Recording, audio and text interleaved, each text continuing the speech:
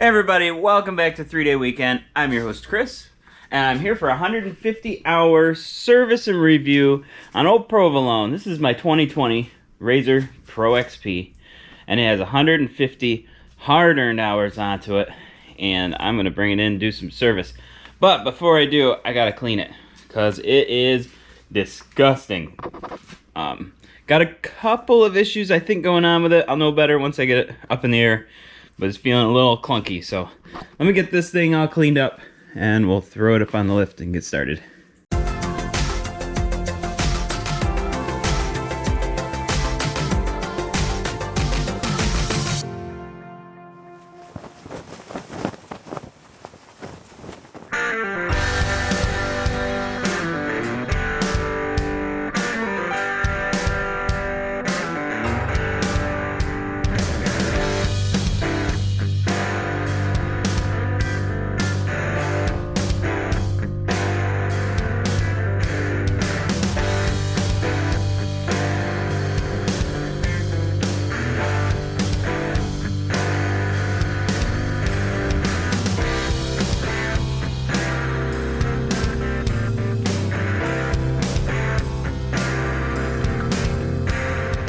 Review time, 150 hours of hard-earned miles on this machine. I can't stress enough. These are rough.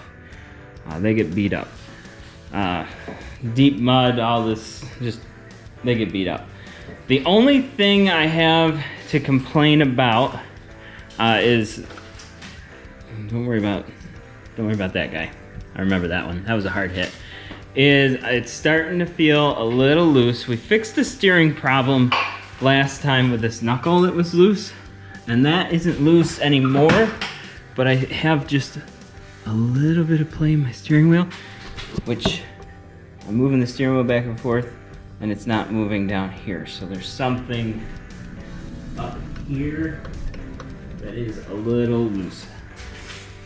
Not know if I'm gonna worry about it yet, but it's a little bit of something. And it's starting to feel a little rattly. So I checked it the other day, rocked it back and forth. Sure enough, I do have play in the bushings for the sway bar, front and rear. All the other bushings, linkages, everything is really tight, but I have play. The rear ones do have a lubrication point, which I did not know until recently. So I'm gonna start lubricating those, but it's too late now. The other complaint that I have is the skid plate, and I mentioned that before. I've got a pretty good crack in it, so I am plastic welding it back together. See, I'm in the middle of doing that. I will likely be replacing it with an aftermarket option later, just because I don't want to damage anything. The good news is, even with that hole, it did not do any damage under the machine. I can't find anything wrong with it. The frame, everything is smooth, and I did recently bottom out pretty hard on something, but I can't find any damage. It's in great shape underneath. So I feel pretty good about that. It still does that occasional crank for a really long time, which some of you have commented on the other video. That is normal. But that is pretty much it. I've had this machine for 1.5 years now or so. It's got, I should check miles. I'll put miles right here. This is how many miles it has on it, which is a lot. It was over 1,300 or so. And I have no complaints, and it's been really good other than that one breakdown. Check out the other video for that. It was the faulty fan. So I absolutely love this machine. It is the best one I have ever owned, and I would highly recommend getting one if you had the choice. All right, well, let's get to the service. The first one I do in every video, you've seen me do it, bearings and bushings. A little bit of pressure here, feeling for the bearings, and then a lot more pressure, checking all of your bushings inside, outside, and then of course spinning 360 degrees. Almost lost my towel. Checking for any tears in the boots. But we are in good shape on those. This bearing is starting to have a little bit of play. So I think when I did the 100-hour, maybe the 125, I said, I don't have time right now, but I'm gonna put grease in them later, and I never did. And that's my fault. And that one, it might be too late. So I'm gonna get some bearings on order, probably 2 sets, even though the other 3 are fine. But that one, I'm gonna have to replace it. Fuel system, same as every time. Turn it on, pressurize the system. This white thing, that's the output. And the fuel line takes off that way. And it ends right here. This is the end of the fuel rail. And we're looking for any leaks, cuts, abrasions, anything like that. And this is it up here. This is just wet. It's not a problem. Wet with water, not with fuel. And it goes down around and attaches over there. So no issues with the fuel system. Engine breather, I did just check the engine or air filter. That's the breather, I cleaned that off too. Air filter behind the seats, and I made a video of that. Check that out. Definitely should do that more often than every 140 hours or so. Wasn't really that long ago I cleaned that out. Battery. Check, clean, all good. Test it. I test it every day by starting it. So far the battery has never let me down. Oh, that's a lie. Let me down once. I left the ignition on rather than just the accessory, and then ended up chit-chatting for a lot longer than I expected, like over an hour, and it didn't have enough juice to start it. But we got her jump started, and it's fine now. Front gear case lubricant. That's this little guy right here. I'm gonna pop that out and check it. We did change it at a recent service. Interesting debate started when I did that. It doesn't actually say in the manual anywhere that it should be filled to the top of the threads. It just gives a capacity specification. And if you ask the dealers, they were quick to say, oh, top of the threads. But it doesn't actually say that. And if you drain it and put the exact amount in with a syringe, which I did last time, it is a little shy of those threads. So I believe in one of my early videos, I was down just a little bit. That was probably normal. It is up to the threads right now. So far, it seems okay. Transmission lubricant. That's in the back. Same as the front, 8mm hex. Pop that out. That one should be up to the top of the threads. Throttle pedal. Y'all know where the throttle pedal is. If it's sticking, binding, anything like that, replace it. Or if it's broken, get a new one. That's easy. Throttle body inspection. This is your throttle body. And this is your charge pipe. It needs to be sealed. Make sure the bands haven't broken off or anything like that. I was in here recently installing a blow-off valve from that guy, which is awesome. I like it.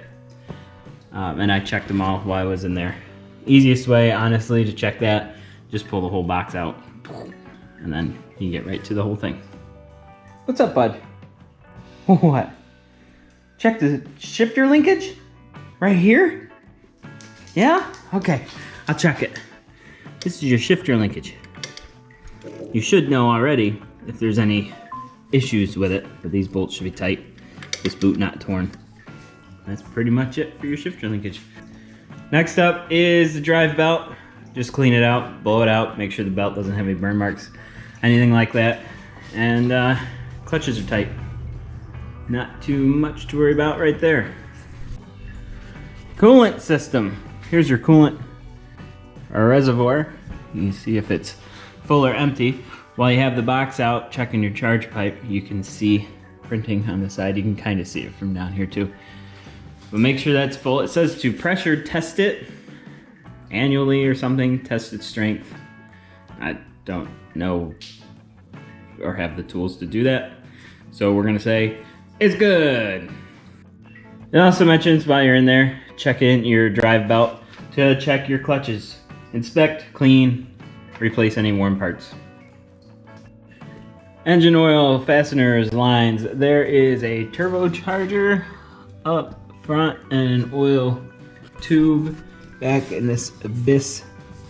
You're just making sure those are not leaking, anything like that. You'll know if they're leaking. The whole front of your engine will be covered in oil. and you'll probably notice an oil drip coming down. That's a bad deal though. Don't mess around. If you've got leaking oil, fix it right now. Next up, general lubrication. I've got some red and tacky Lucas grease in my trusty grease gun, and we're going to grease for the first time. Just don't tell anybody. Our sway bar links in the back. There is a grease bedding hidden right there. One on the other side, and there is also one on the prop shaft. I'll show you where that is once I get these all greased up.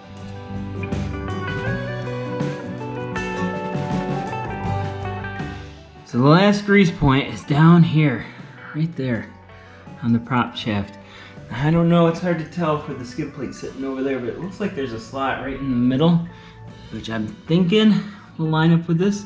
I'll find out when I put it back on. I'm hoping it lines up so that you can grease it with all that on. And there you go. So 3 grease points on this machine. And up next is brake pads. Inspect them for wear, replace as necessary. So you can see my brake pads. They are getting low, but we're still okay. The front one you can see easy. This back one, I gotta peek through one of these holes. Otherwise you gotta take your tire off, which would probably be easier to see, but that's not how we're doing things today. A few moments later. This is a quick insert here. Side note, these axles at 150 hours were locked in so tight, I could not get them out without using a slide hammer with this guy on the bottom of it. I mean, those were in there bad, so I'm going to do the bearings every 50 hours, and every time I do, I'm gonna just pull those axles out, clean them up, put some new never seeds in there, and put them back together. I'm serious. I didn't think they were gonna come out. That's how long we've been working on this. It was all bad news. So, 50 hours, I figure. Bearings, pull the axles, put them back in. One eternity later. I know it looks like it's all together. I just finished the bearings. This bearing I don't think was bad. The castle nut was loose just a tiny little bit. So it is greased, put back together, and tightened up to spec. So I think I'm gonna be okay. Time will tell. Well, that's gonna conclude the 150 hour service interval on this Pro XP. Really wasn't a bad service interval. I'm gonna throw the skid plates back onto it once I get that one all welded up. And then I'll check the bearings. Watch for another video on those bearings. I'm curious how they made out after 150 hours with just one greasing. Should have probably done it sooner, but we'll see how much crud comes out when I grease them. If you feel like I earned it, give me a thumbs up. Really appreciate you watching. If you have any ideas, suggestions, comments, leave them below. And click on our little icon here. You could subscribe to the channel if you haven't done so already. We really appreciate everybody who watches, and we'll see you next time right here on 3 Day Weekend.